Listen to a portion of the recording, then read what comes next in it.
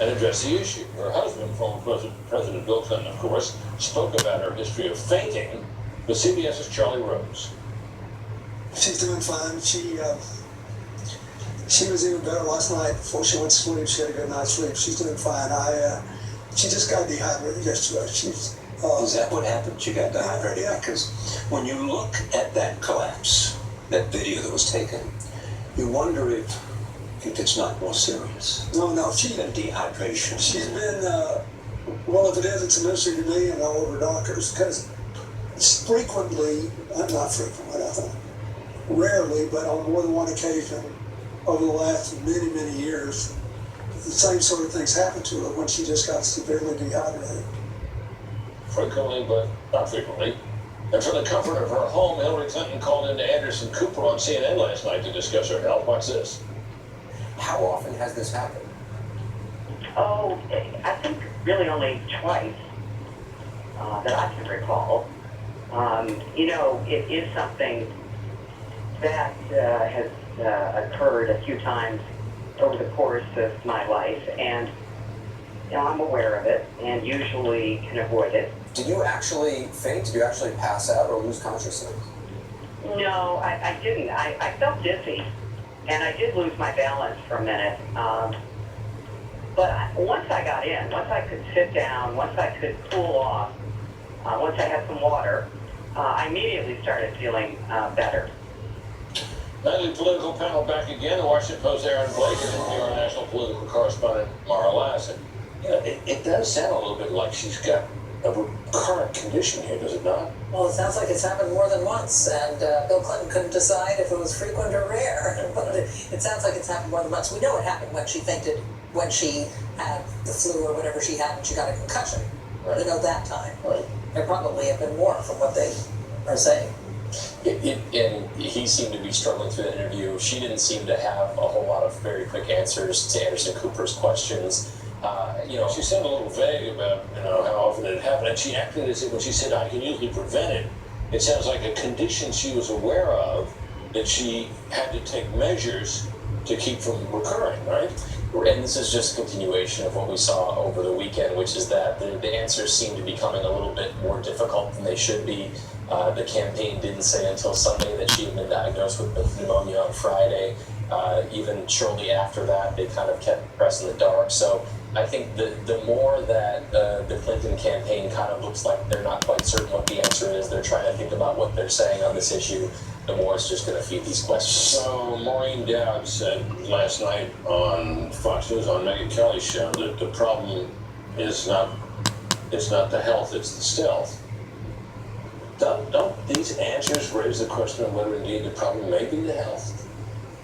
The fact that we don't know what the problem is, and it doesn't sound like they're telling us what the problem is why the problem is the stealth. I can tell you that in terms of the two big problems for Hillary this weekend, deplorables and pneumonia, that Democrats are more worried about pneumonia. They're worried about it for a couple of things. One, is she really sick? Exactly what you're suggesting. But also, she didn't show such great judgment about how she handled it, and she went back into her default secretive mode.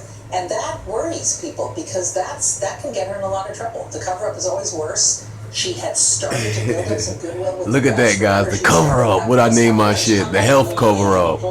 Baby, we own it. She was fine. She was fine at the fundraiser. After she was diagnosed with pneumonia, she went on and made the deplorables comment, but she was in fine physical form. But yeah, I think right now more of a political problem than a medical problem. You do see, Aaron, a couple of Democrats piping up that maybe it'd be a good idea to think about what we would do if she had to leave the campaign trail.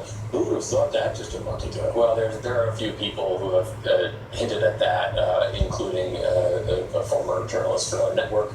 I don't think that there's serious conversations about that going on right now. I do think that people would like some clarity on this issue.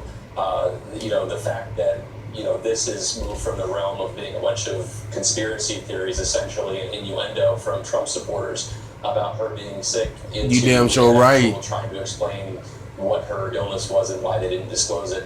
That's just a very unfortunate set of circumstances for the Clinton campaign. Put this to rest. She's going to release some records, right?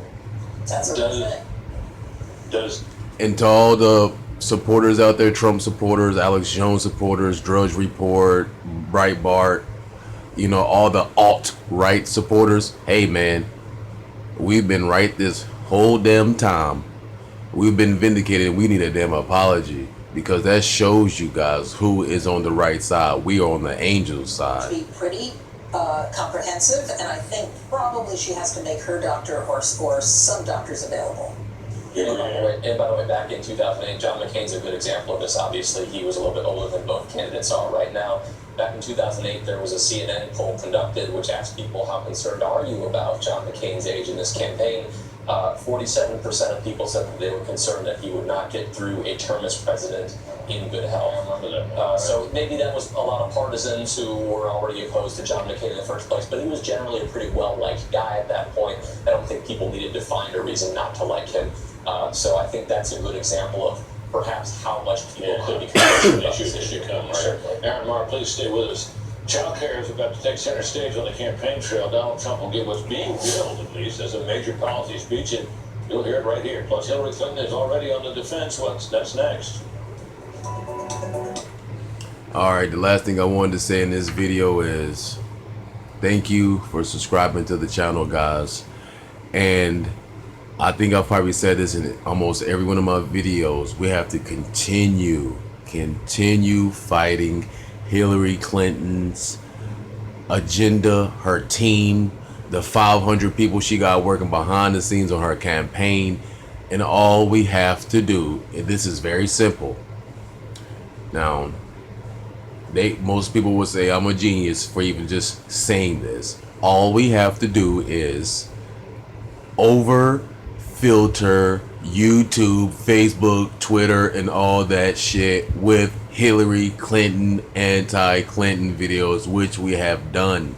Guys, this shows you this shit works. All we have to do is just keep hitting her health, keep putting up videos on her health, do it over and over and over again. Like they say about the guns, we have to, you know, might even have to brainwash them about the guns, you know, just so they could think different about guns. So we had to do the same thing about Hillary Clinton. We literally had to reverse psychology, they bitch ass, and actually say, you know what, let's just overdo Hillary videos, even if they ain't about shit.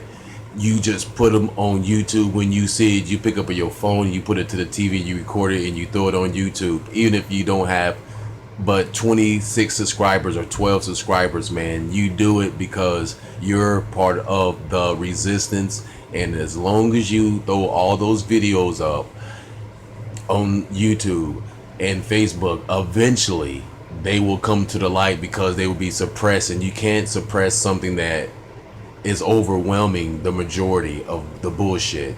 So stick with it and just keep on, especially to those guys. I've seen a couple of guys have done actually that, pick up their phones and start recording the TV and shit like that, because this is the fastest way to actually upload a video to YouTube instead of downloading other people's shit and saying it's yours. This is actually my shit because it's my damn 80-inch TV. Yes. So when you put it up yourself, it's your footage. You're not downloading from anybody. You're not screenshotting. You're not doing none of that shit. So you are more powerful than them, because it takes so long to put their video up, and I can put this video up in 4 minutes, and they won't be putting a Fox News video up unless somebody's live streaming it. Other than that, you won't see it for about 4 or 5 more hours. All right, peace. Love you, man, guys. Ladies, definitely love you. Man, I gotta get more subscribers, guys. More subscribers mean a more powerful voice, more powerful message.